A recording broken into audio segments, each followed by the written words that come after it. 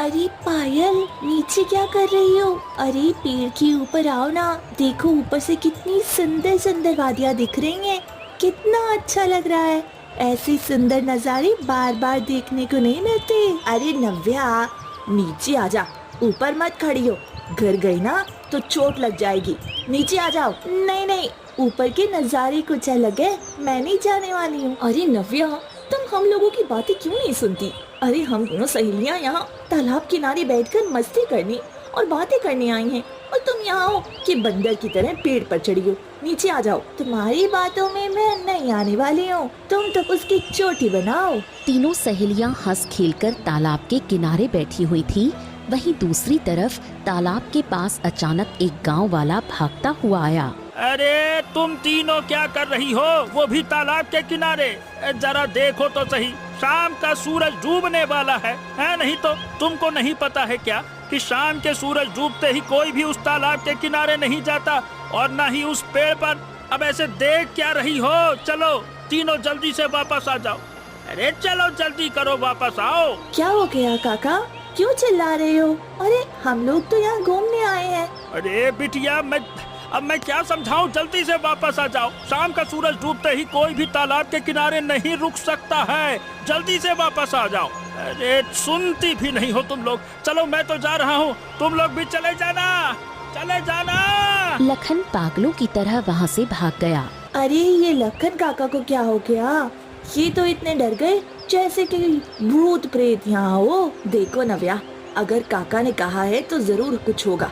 चलो हम लोगों को यहाँ से चलना चाहिए, ज्यादा देर तक यहाँ नहीं रुकना चाहिए। हाँ पायल, ठीक कह रही हो तुम, चलो चलते हैं। ठीक है, अगर तुम लोग कहती हो तो चलो, मैं भी चलती हूँ। फिर नव्या भी धीरे धीरे पेड़ से नीचे उतर आई और तीनों सहेलियां वहाँ से जाने लगी। पायल और ज्योति आगे बढ़ गईं। वहीं नव्या जैसे ही थोड़ा आगे बढ़ी, अचानक उसे पीछे पीछे किसी के चलने की आहट सुनाई दी। अरे ऐसा लग रहा है जैसे मेरे पीछे कोई चल रहा है। नव्या जैसे ही पीछे पलटी तो पीछे कोई नहीं था। अरे ये क्या, पीछे कोई नहीं है, ये क्या हो रहा है? क्या हो गया, क्या देख रही हो? देखो हम लोग इतनी आगे आ गए हैं, तुम अभी तक वहीं खड़ी हो, जल्दी आओ ना। अरे पायल, ये तुम क्या बोल रही हो? लगता है कोई भूत उसके पीछे पड़ गया है। देखो वह भूत को देख रही है। अरे तुम भी ना, तुम सब क्या बातें करती हो? चलो चलते हैं, भूत प्रेत ऐसा कुछ नहीं होता, चलो चलते हैं। तीनों सहेलियां हंसते खेलते वापस अपने घर आ गईं। वहीं नव्या भी अपने घर आकर सो गई। और जैसे ही आधी रात हुई, अचानक नव्या को घुंघरुओं की आवाज सुनाई दी। तभी नव्या डरकर उठकर बैठ गई। कोई तो है जो मेरे पीछे खड़ा था, कोई मेरा पीछा कर रहा है। कौन है, कौन है? पर आसपास कोई नहीं दिखता। कैसी अजीब घबराहट हो रही है, मुझे सो जाना चाहिए। फिर नव्या जैसे तैसे सोने की कोशिश करने लगी कि अचानक ही एक सफेद साया उसके शरीर के अंदर समा गया। ये क्या? कोई तो है जो मेरे शरीर में समाया है। सामने आओ, मुझे दिखाई क्यों नहीं दे रहे हो? मुझे बहुत डर लग रहा है, ऐसे डराओ मत। डरो मत, मैं आरुषि हूँ, तुम्हें कोई नुकसान नहीं पहुँचाऊंगी। मुझे मरने के बाद भी सुकून नहीं मिला। मैं कुछ लोगों को सुकून देना चाहती हूँ, बस मुझे तुम्हारी मदद चाहिए। तुम मेरी मदद करो, मैं तुम्हें कुछ नहीं करूँगी, बस मैं इंसाफ चाहती हूँ। देखो मुझे पहले डर लग रहा था, लेकिन तुम्हारी ये बातें सुनकर मुझे तुम पर दया आ रही है। तुम सामने आओ, मैं तुमसे बात करना चाहती हूँ। तुम्हारी जरूर मदद करूँगी मैं, अगर मेरे बस में हो सके तो। बस मुझे मारना मत। तभी अचानक तेज रोशनी फैली और सफेद कपड़ों में आरुषि सामने प्रकट हुई। मैं कई महीने से उस पेड़ का इंतजार कर रही थी, कोई तो आए जो मेरी तकलीफ समझ सके। अरे तुम्हारे साथ ऐसा क्या हुआ कि तुम मर गई और इस तरह पेड़ पर रह रही हो? मुझे पूरी बात बताओ, तभी मैं तुम्हारी मदद करूंगी। ये 7 महीने पहले की बात है। आरुषि की शादी का 1 महीना बीत गया था। आरुषि डरी डरी सी रहती थी और एक दिन उदास होकर रसोई में बैठी थी। तभी कल्याणी उसकी सास आई। क्या हुआ बहू, तुम्हारी आंखों से आंसू क्यों गिर रहे हैं? कुछ नहीं माँ जी, बस ऐसे ही मेरा मन घबरा रहा था। अरे बहू, मैं समझ रही हूँ, ये नया घर है, नया परिवार है, थोड़ा तुम्हें समझने में वक्त लगेगा, पर इस तरह रोना ठीक नहीं है। हिम्मत रखो, सब ठीक हो जाएगा। मैं तो तुम्हारी माँ जैसी हूँ, फिर तुमको चिंता किस बात की है? माँ जी, मुझे डर लगता है कि दीदी पता नहीं कब किस बात पर बुरा मान जाए। मैं हर वक्त कोशिश करती हूँ कि दीदी, जेठ जी और रंजन जी तीनों को खुश कर पाऊँ, पर मुझसे कुछ न कुछ गलती हो जाती है। चिंता मत करो बहू, सब ठीक हो जाएगा। थोड़ा वक्त दो और देखना, वह लोग भी तुम्हें समझने लगेंगे और हर बात पर इतना रोने की जरूरत नहीं है। कल्याणी वहाँ से चली जाती है। आरुषि फिर अपने आप को संभालकर घर में मगन हो जाती है। तभी जेठानी आती है। अरे आरुषि, मैंने कहा था ना, घर के द्वार पर कोई भी कुछ मांगने आए तो देना मत। वो जो पड़ोस की काकी है, उसके 3 बेटियां हैं। आज सुना है कि तुमने उसको ढेर सारा अनाज दिया। तुम क्या घर को बर्बाद करने आई हो? आइंदा मैंने देखा ना कि तुमने मेरी इजाजत के बिना किसी को कुछ दिया तो अच्छा नहीं होगा। आरुषि परेशान हो गई। गरीबों की मदद करने पर भी उसे इतना कुछ सुनने को मिला और ऐसे ही दिन बीत जाते हैं। वहीं दूसरी तरफ अलका परेशान होकर घर में बैठी हुई थी। नहीं, बस बहुत हो गया। मुझे किसी भी तरह इस गरीब घर की लड़की को इस घर से बाहर निकालना ही होगा। मैं इसे अब और बर्दाश्त नहीं कर सकती। अरे, अगर मैंने अपनी पसंद की लड़की से देवर जी की शादी कराई होती तो घर में मेरा राज चलता। उस लड़की से देवर जी की शादी कराती जिसको अपनी मुट्ठी में रख सकती।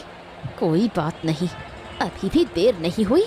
इसकी जिंदगी इतनी खराब करूंगी कि ये घर छोड़कर भाग जाएगी। फिर अलका परेशान होकर कमरे के बाहर आती है। इतने में रंजन वहाँ आता है। देवर जी, आप बहुत थके थके लग रहे हैं। क्या हमारी देवरानी आपका अच्छे से ध्यान नहीं रखती? अब भाभी, वो तो ख्याल अच्छे से रखती है, लेकिन वो अब क्या बताऊं भाभी, न जाने क्यों वो डरी सहमी सी रहती है। आप तो पूरे दिन उसके साथ में रहती हैं, आपको तो पता होगा ना वो इतनी चुप चुप क्यों रहती है, एकदम सहमी सी। क्या बात है भाभी, कुछ बताया उसने? कहना तो नहीं चाहती, पर वो देवरानी सुंदर बहुत है, ये बात तो आपको माननी पड़ेगी। और आप उसको कुछ ज्यादा पसंद नहीं आए। बेचारी ये बात रोज कहते हुए रो देती है। उसकी आंखों में नमी रहती है हर समय। क्या बात कर रही हैं? वो ऐसा कहती है? हाँ, लेकिन आप उसे कुछ मत कहना। वो बच्ची है, इसलिए कुछ भी कह देती है। धीरे धीरे पसंद करने लगेगी। वैसे बच्ची नेक है, धीरे धीरे सब ठीक हो जाएगा। नहीं नहीं नहीं नहीं नहीं, अरे उसकी हिम्मत कैसे हुई भाभी मुझे ना पसंद करने की? एक तो इतने छोटे घर की लड़की है, हमारे घर के बहू बनना उसके लिए क्या कोई छोटी मोटी बात है क्या? फिर भी उसके नखरे देखो, 7वें आसमान पे है। आप उसे अभी कुछ मत बोलो, मुझे कुछ दिनों का वक्त और दो, मैं उसको सब समझा दूंगी। गुस्से से घर टूट जाते हैं और एक लड़की के लिए घर टूटना मरने से भी बड़ा होता है। फिर अलका उदास होकर वहाँ से जाने लगी। हाँ, बताओ भला, भाभी कितनी अच्छी है, घर परिवार के बारे में कितना सोचती हैं, और वहीं मेरी पत्नी गरीब घर की है, मुझे पसंद ही नहीं करती है। हाँ। रंजन परेशान होकर कमरे में जाता है। ऐसे ही दिन प्रतिदिन बीतते हैं। अलका रंजन के कान भरती रहती है, जिससे आरुषि को दिन प्रतिदिन परेशानी झेलनी पड़ती है। एक दिन रंजन जैसे ही घर आता है, तभी अलका गुस्से में रंजन के पास आकर खड़ी हो जाती है। अरे अरे अरे अरे, क्या बात है भाभी, आप बहुत गुस्से में दिख रही हैं, क्या हो गया? देखो रंजन, अब बस बहुत हो गया। मैं अब आरुषि को और नहीं समझा सकती। अरे मैं उसे जितना समझाती हूँ वो उल्टा जवाब देने लगी है। और ऊपर से पता है, आज हमारे मोहल्ले की एक औरत से बात कर रही थी जो हमारे घर की हर चीज में बुराई ढूंढती रहती है। मैंने आरुषि को उससे बात करने के लिए मना किया तो पता है उसने क्या कहा कि मैं भी इस घर की बहू हूँ और आप भी इस घर की बहू हो, इसलिए आप मेरे फैसले में टांग अड़ा रही हो। अलका गुस्से में चली गई। क्या? उसकी इतनी हिम्मत, उसने भाभी से इस तरह से बात की? अब तो उसको इसकी सजा भुगतनी ही पड़ेगी। अब देख, मैं बताता हूँ क्या हूँ मैं। रंजन गुस्से में आग बबूला होकर घर के अंदर आया। आपको प्यास लगी होगी जी, मैं अभी आपके लिए पानी लेकर आती हूँ। प्यास? अरे मुझे नहीं लगी प्यास व्यास। और ये बताओ, तुम्हारी हिम्मत कैसे हुई भाभी से ऊंची आवाज में बात करने की? हैं? एक तो चोरी, ऊपर से सीना चोरी। ये आप क्या कह रहे हैं? नहीं, मैंने भाभी से कोई ऊंची आवाज में बात नहीं की। झूठ बोल रही हो तुम। रुक जा, अभी बताता हूँ। बहुत चर्बी चढ़ गई ना तुझको, तेरी तो। रंजन बुरी तरह से आरुषि को धक्का देता है।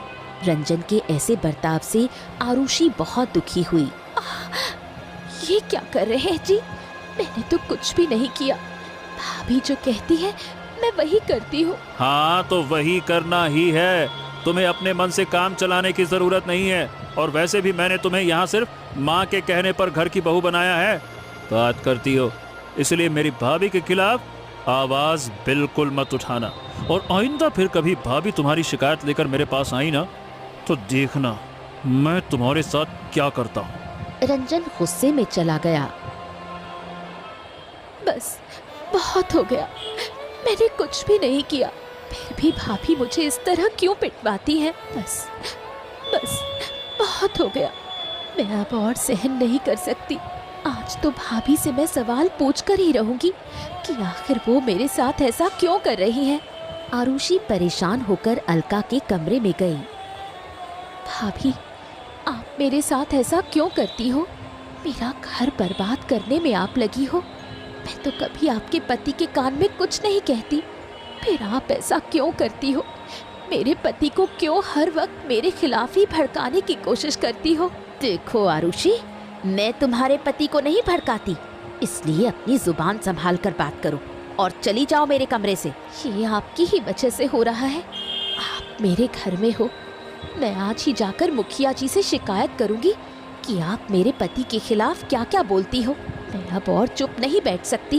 एक मामूली 2 कौड़ी की गरीब घर की लड़की मुझे चुनौती दे रही है। अरे मैं तो बड़े घर की बेटी हूँ और तुम मुझे धमका रही हो। रुक जा, अभी तुम्हारी अक्ल ठिकाने लगाती हूँ। अलका आगे बढ़ती है और आरुषि को थप्पड़ मारने की कोशिश करती है। तभी आरुषि उसका हाथ पकड़ लेती है।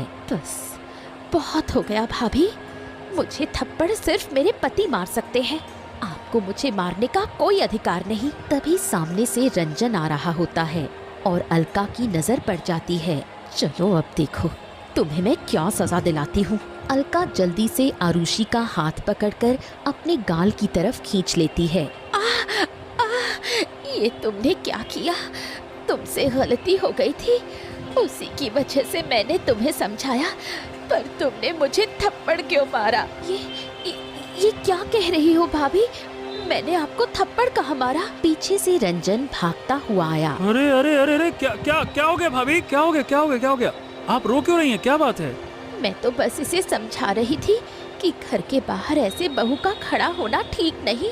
अपने पति की बातें, उसकी बुराई दूसरों से करना ठीक नहीं। और बस इतनी सी बात के लिए इसने मुझे थप्पड़ मार दिया। तुमने अपनी आंखों से देखा है ना? हाँ, मैंने अपनी आंखों से देखा। और तुम्हारी इतनी हिम्मत कैसे हुई? तुमने मेरी भाभी को थप्पड़ मारा?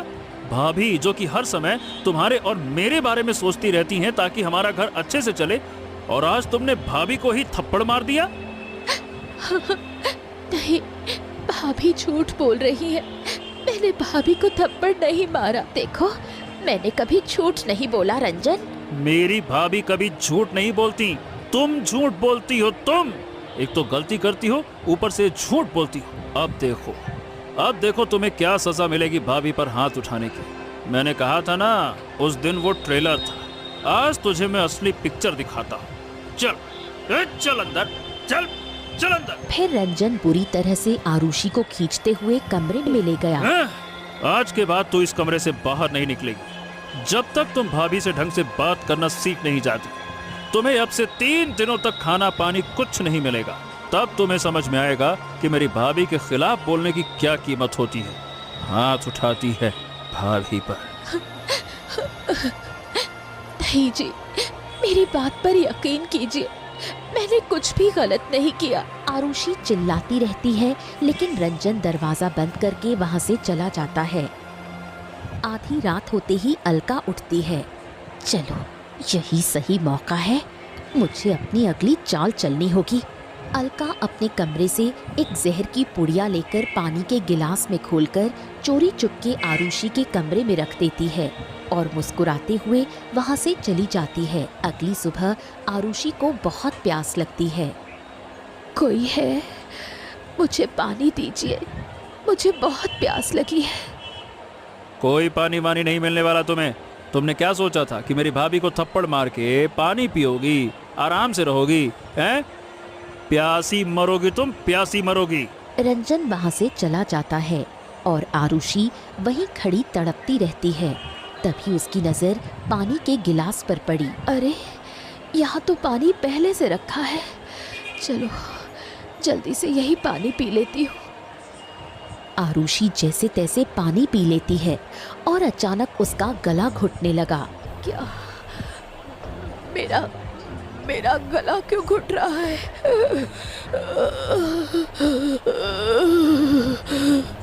आरुषि छटपटाती है और कुछ ही देर में वो अपनी आखिरी सांस लेती है। पानी में जहर मिला हुआ था। फिर शाम को जैसे ही रंजन कमरे में आया, आरुषि को उसने मरा हुआ पाया। अरे ये क्या भाभी? अरे बाप रे बाप, देखो देखो देखो, ये क्या हो गया? लगता है इसने जहर खा लिया है। इसके शरीर और चेहरे पर नीला रंग दिख रहा है।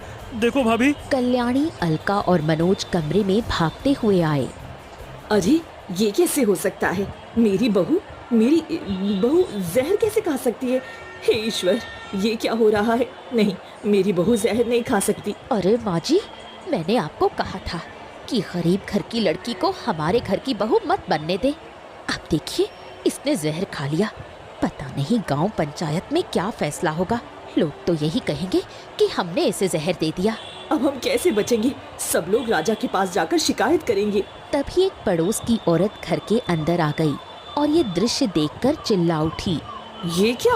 अरे कल्याणी बहन, तुम्हारी छोटी बहू ने जहर खा लिया? ये बात तो मुझे पूरे गांव में बतानी होगी। रुको ममता, रुको।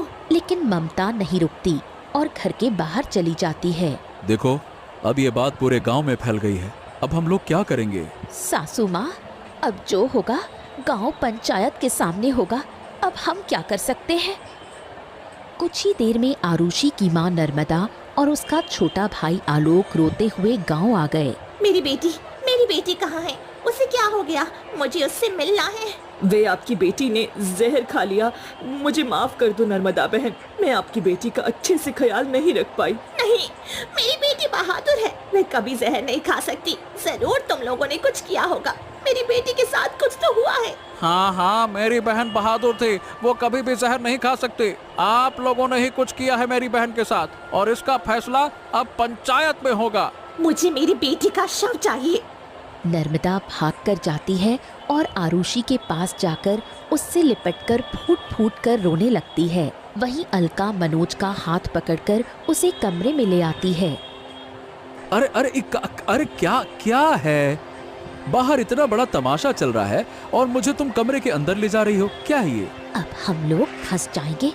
देखो, उसने आत्महत्या कर ली। और वैसे भी मैं काल कोठरी में नहीं जाना चाहती। आप जानते हैं राजा कितने सख्त हैं। आप आलोक को साइड में लाकर उसे धन दे दीजिए ताकि वो अपनी माँ को समझा बुझाकर यहाँ से लेकर चला जाए और हम लोग बच जाएं। हाँ, तुम बिल्कुल ठीक कह रही हो। तुम रुको, मैं अभी आता हूँ। मनोज बाहर आता है और आलोक को इशारा करता है। आलोक मनोज के पास आता है। अरे क्या हो गया? आप लोग मुझे यहाँ क्यों बुला रहे हैं? क्या बात है? हाँ, तुम बिल्कुल ठीक कह रही हो। तुम रुको, मैं अभी आता हूँ। थोड़ी ही देर में मनोज एक थैले में धन भरकर आलोक के पास रख देता है। ये लो, इससे तुम अपनी जिंदगी आराम से बिता सकते हो। जरा खोल के देखो तो सही। इतना सारा धन कभी नहीं देखा होगा तुमने, वो भी एक साथ। समझे? अब मेरी बात कान खोल के सुनो। अपने बहन की आत्महत्या की बात अब यहीं पे खत्म करो। इस मामले को ज्यादा बढ़ाओ मत। हाँ, बाप रे बाप, इतना सारा धन तो मैंने कभी नहीं देखा। सच में ये तो बहुत पैसा है ना? तो फिर जाकर अपनी माँ को समझाओ और अब ये बात यहीं पे खत्म करो और अपनी बहन का अंतिम संस्कार करो। फालतू में मामला बढ़ाने से क्या मिलेगा? जो हाथ आया है कहीं वो भी ना चला जाए। हाँ हाँ हाँ, ठीक है ठीक है ठीक है, मैं तैयार हूँ। इतना धन के लिए तो मैं कुछ भी करने को तैयार हूँ। ठीक है ठीक है। आलोक वहाँ से अपनी माँ नर्मदा के पास आता है। अब तो इसका फैसला पंचायत में होगा। आलोक, उठाओ अपनी बहन को और चलो, पंचायत में इसका फैसला होगा। कुछ ही देर में पंचायत के लोग घर के अंदर आ जाते हैं। बताओ भाई, क्या मामला है? मुखिया जी, मेरी बेटी के ससुराल वालों ने, उसके जेठ ने, उसकी जेठानी ने और सास ने और उसके पति ने मिलकर मेरी बेटी की जान ले ली। मेरी बेटी इतनी कायर नहीं थी कि जहर खा सके। नहीं मुखिया जी, हम लोगों ने इसे जहर नहीं खिलाया। वो बहुत गुस्सैल थी। हम कुछ भी कहते तो उल्टा जवाब देती थी। इसी वजह से उसने जाकर जहर खा लिया। इसमें हमारी या हमारे देवर की कोई गलती नहीं है। आप लोग झूठ बोल रहे हैं। माँ, आप क्या बातें कर रही हैं? क्या आप भूल गईं कि हमारी दीदी बचपन से ही कितनी ज्यादा गुस्सैल थी? थोड़ी सी बात भी उनको बहुत बुरी लग जाती थी। वो हमसे लड़ती थी और मुझे तो इतना मारती थी कि क्या कहूँ। हमने उसे ससुराल में कई बार समझाया, हाँ, लेकिन उसने खुद ही जहर खा लिया। अब ये किसकी गलती है बताइए? ये तुम कैसी बातें कर रहे हो? आलोक, हमारी बेटी ने कभी कुछ गलत नहीं किया है और तू अपनी बहन का पक्ष लेने की बजाय इन लोगों का पक्ष ले रहा है। देखो माँ, ऐसा है, मैं तो सिर्फ सही का पक्ष ले रहा हूँ। इसमें गलती हमारी दीदी की ही है। वो बहुत गुस्सैल थी और किसी की बात नहीं मानती थी, इसीलिए उसने आत्महत्या की। इसमें मेरी दीदी की गलती है। वो बहुत अहंकारी थी बचपन से ही। जीजा या उनके ससुराल वालों की कोई गलती नहीं है। यदि बेटी मर जाए तो ससुराल वालों को फंसाया नहीं जाता। सही इंसान वो है जो सही को सही और गलत को गलत कहे, ये सोचे बिना कि कौन उसका अपना है और कौन उसका पराया। तो फिर ठीक है, बात साफ है। आपकी बिटिया का अंतिम संस्कार करो। उनके ससुराल वालों की इसमें कोई गलती है ही नहीं और पंचायत का फैसला यही है कि इस मामले को अब खत्म किया जाए। नहीं, ऐसा नहीं हो सकता। मेरी बेटी के साथ गलत हुआ है। अरे, जब तुम्हारा बेटा ही तुम्हारा साथ नहीं दे रहा तो हम क्या कर सकते हैं? तुम्हारा बेटा सच बोल रहा है, उसकी बात मानी जाएगी। हाँ माँ, चलो अब दीदी का अंतिम संस्कार कर देते हैं। चलो। तू कैसा भाई है? पूरे गांव और समाज के सामने अपनी बहन की इज्जत को तुमने तार तार कर दिया। उसने तुम्हें कितने लाड प्यार से पाला था। क्या तुमने कभी ये नहीं सोचा? भूल गए सब कुछ? फिर आलोक अपनी माँ की बात को अनसुना करते हुए आरुषि के शरीर को उठाता है और तालाब के किनारे उसका अंतिम संस्कार कर देता है। हाँ, चलो दीदी, माफ करना। मुझे ये झूठ बोलने के लिए इतना सारा धन मिला, इससे मेरी जिंदगी आराम से कट सकती है। मैं थक गया था दिन भर मेहनत करके। एक सिक्का कमाने में बहुत जी जान लगती थी। अब कम से कम कुछ दिन तो आसानी से गुजर जाएंगे। माफ करना दीदी, माफ करना। अरे, तुम्हारे साथ तो बहुत गलत हुआ। तुम्हें इंसाफ मिलना चाहिए। मैं तुम्हारा साथ दूंगी और उन लोगों को सजा दिलाऊंगी, क्योंकि तुम्हें न्याय मिलना ही चाहिए। मैं उस पल का बहुत ही बेसब्री से इंतजार करूंगी जब उन लोगों को सजा मिलेगी और मेरी माँ को संतुष्टि मिलेगी। वो तो अब पागल सी हो गई है। चलो, मैं सुबह होते ही उन दोनों के पास जाऊंगी और उन्हें सजा दिलाऊंगी। फिर सुबह की पहली किरणें निकलते ही नव्या वहाँ से निकल जाती है और अलका के पास पहुँचती है।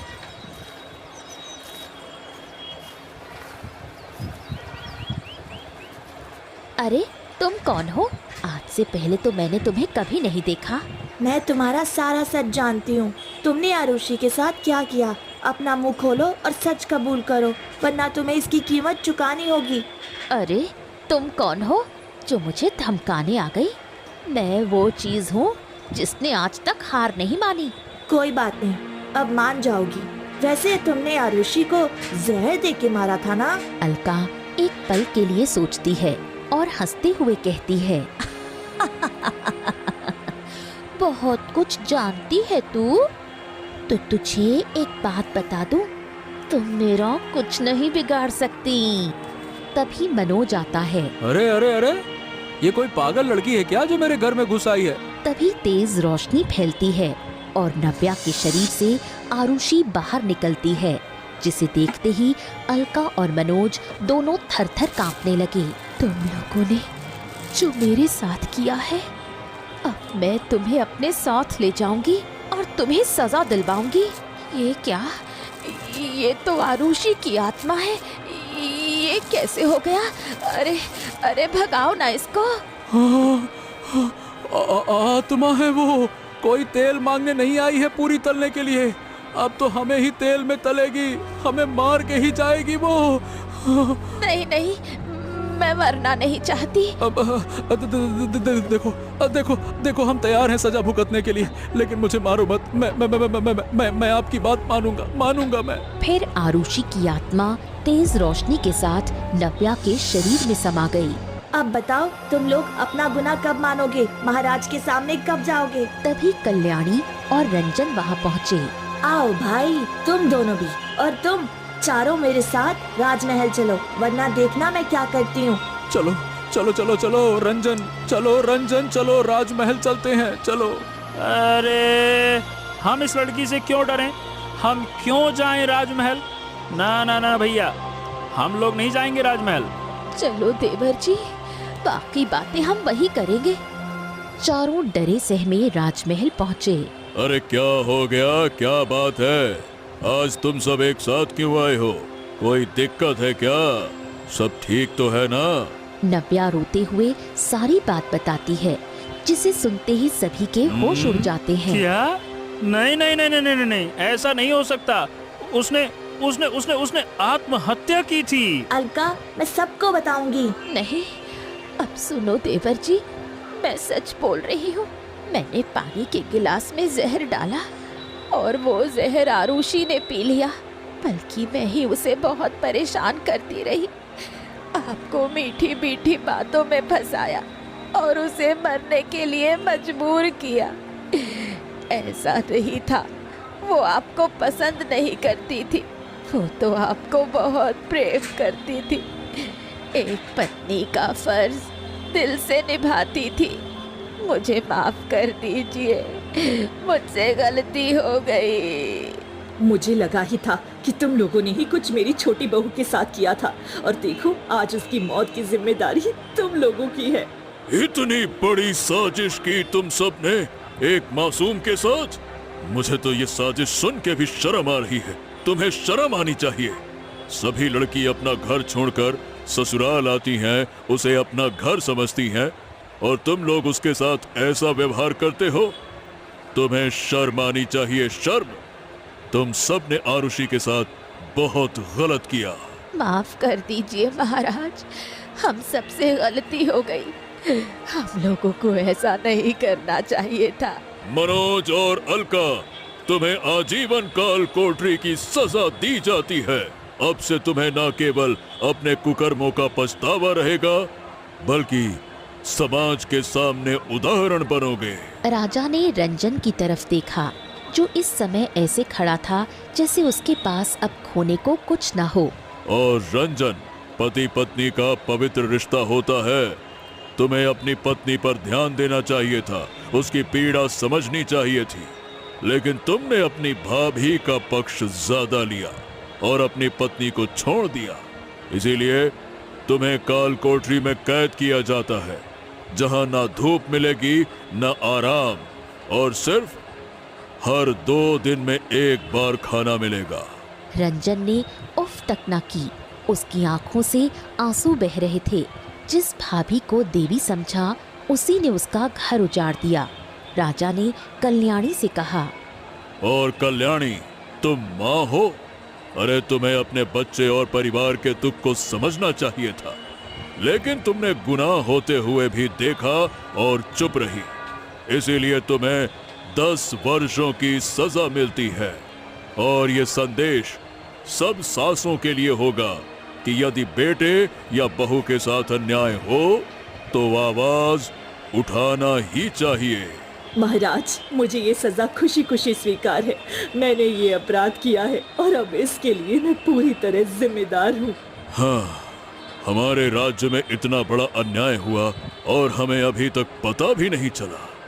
ये हमारी ही गलती का नतीजा है।